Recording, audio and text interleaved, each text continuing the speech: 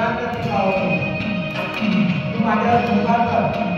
फक्त एक काम कर, माझी विनंती आहे. जेव्हा लागले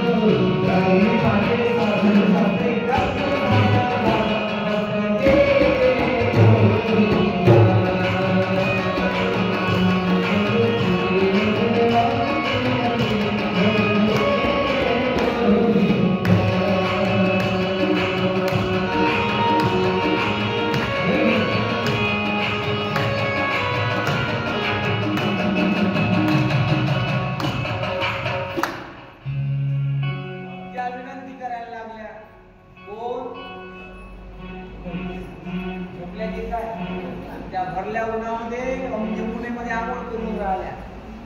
तीन बसल्या बसल्या सुस्तावल्या काय होतं आज जेवण कोणाकडनं होतं?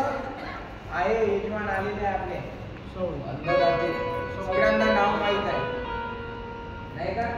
काय होता? श्रीखंड होते. काय आनंदी आनंद होता. ते म्हणते घरी माझे तांदुले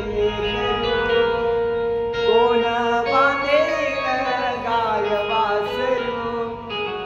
घरी माझे सासर सासरे करतील सासरवास म्हणून वस्त्र दे रे गोविंदा. विनंती करा ऐक मुकुंदा ऐक मुकुंदा. देऊन दे आमचे कपडे.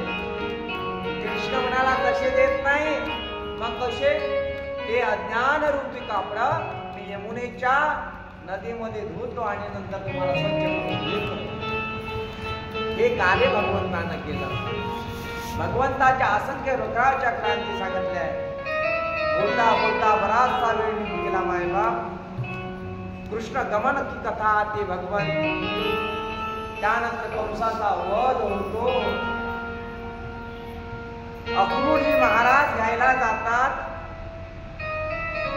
आणि इकडे धोबीचा उद्धार होतो. प्रवेश केल्यानंतर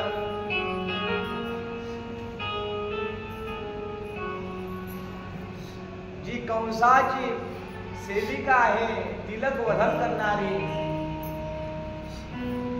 जी अष्ट जागी व्यापलेली आहे अशी असणारी कुब्जा दासी तिचा भगवंत उद्धार करतात. तिला रूप देतात, स्वरूप देतात आणि एकीकडे एके मुष्टीमध्ये कंसाचा वध करतात. बोले कृष्ण भगवान की जय. आता भगवंत पुढे पुढे चालतायत. दर्जी, माली, कुब्जा, धोबी याचा वध करतात. का करतात याचं कारण एकमेव सांगेल मी तुम्हाला.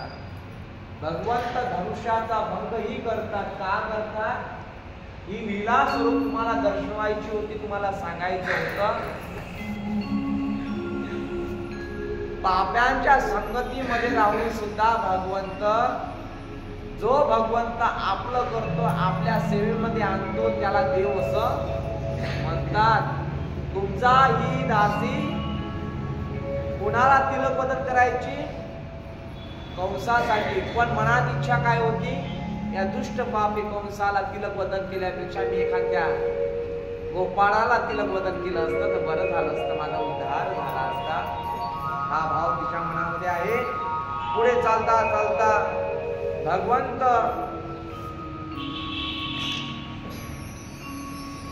लीला करत करत करत करत आता तरुण अवस्थेपर्यंत पोहोचलेले आहे. भगवंताचा महत्वाचा जीवनातला प्रसंग म्हणजे कृष्ण विवाहाचा. भगवंत आणि रुक्मिणी यांचा विवाह.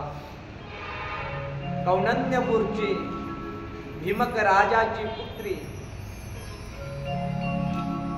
विदर्भ देशाचा राजा भीमक. कौंडण्यपूर म्हणजे साधू सुद्धा नाही, त्याला ही ऐतिहासिक बाजू आहे. इंदुमतीचं, रानडेची भूमी, कितीतरी उदाहरण तुम्हाला देता येईल. दशरथाची आजी तिचीच, नल तिचेच, कितीतरी उदाहरण तुम्हाला देता येईल. कौंडण्यपूरचं मूळचं नाव आहे कुंडण्यपूर. काय आहे? अंबरीश ऋषीचे जे पुत्र आहे कौंडिश यांच्या नावावरून कौंडण्यपूर या नगराचं नाव पडलं असावं असं इतिहासामध्ये मी वाचलेलं आहे. प्रभू रामचंद्राची जी आजी आहे म्हणजे दशरथाची आई इंदुमती ही तिचं गाव आहे. नर राजाची पत्नी जे दैवंती होती, दमयंती होती, ती तिचीच आहे. अगस्त्य ऋषीची पत्नी लोकमुद्रा ही तिचीच आहे, सांगेल मी तुम्हाला. आणि रानडेची तर भूमी मी तुम्हाला सांगून गेलो बहुतेक असं मला वाटते. आणि तिथे एक शक्तीपीठ आहे अंबिका.